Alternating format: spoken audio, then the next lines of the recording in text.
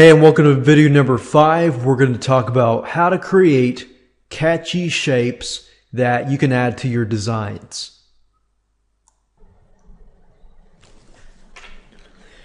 Creating shapes is very easy to do, and I do want to make a mention here that if you ever want to, refer to the layers video or refer to the plugins video in the future, this video series isn't really cumulative, so meaning that you can skip around if you want to. But keep in mind that when it comes to the banners and the headers, that's when it's actually cumulative. So we actually take everything that we've learned in the video product and use it for the banners and the header section. So I just want to make that clear before we move on, that you can move forward as well if you want to. Now we're going to create shapes in this specific video. So the best thing that you can do is either you can create squares, you can create all these other things, but if you want to create like really cool shapes and effects, then you want to go under the effects section and then click on render.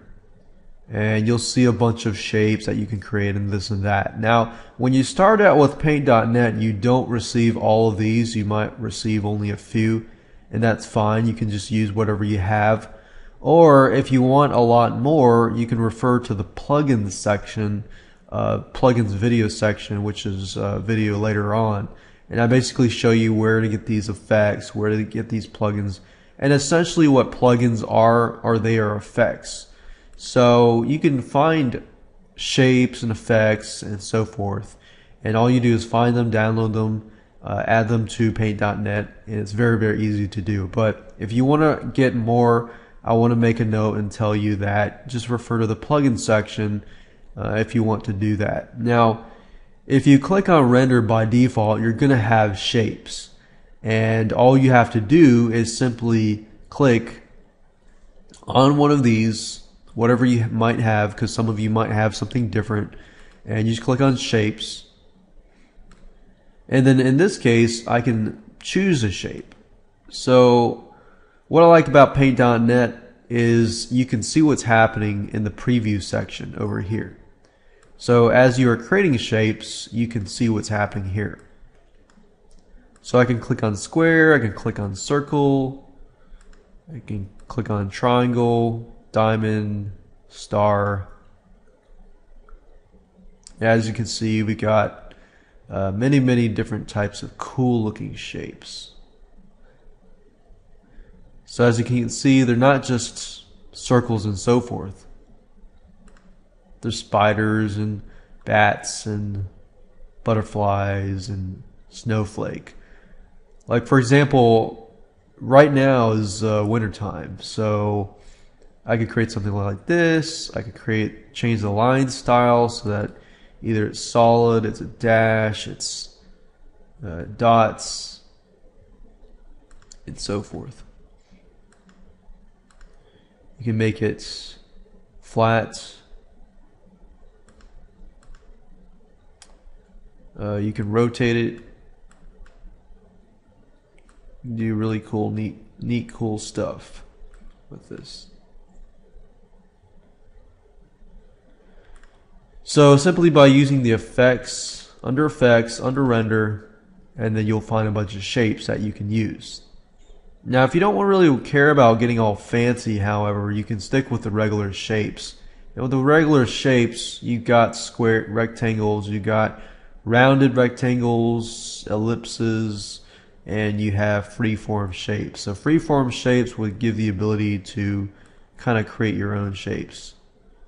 But it would kind of require you to, it's kind of like the pencil or the paintbrush, but as you saw earlier, eventually it connects to each other.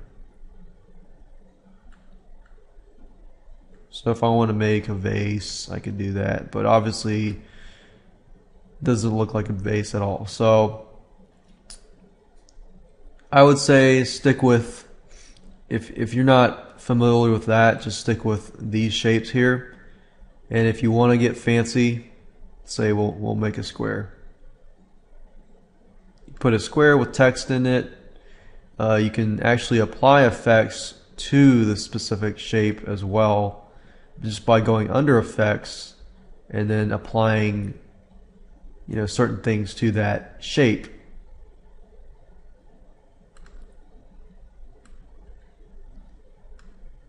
So you can do things like that. And the whole idea here is you can create shapes, but to make that shape fancy or anything, click under effects, go to render or distort, anything you want.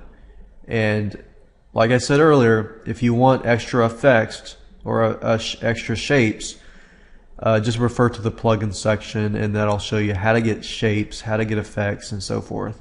But it'll show you how to get effects, but you can apply that to getting shapes as well. So as you can see, it's a very, very easy thing to do. You can create this. You can change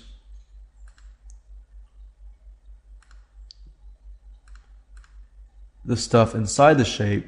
So just now what I did was I took the paint bucket, filled this in. You can change the fill, and what fill means is whatever it fills up in. So you can change that.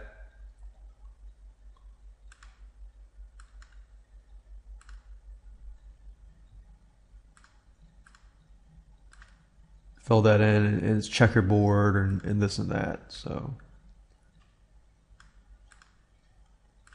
and like I said earlier, it really depends on what you're creating. If you're creating something professional, you would probably want to keep with something conservative.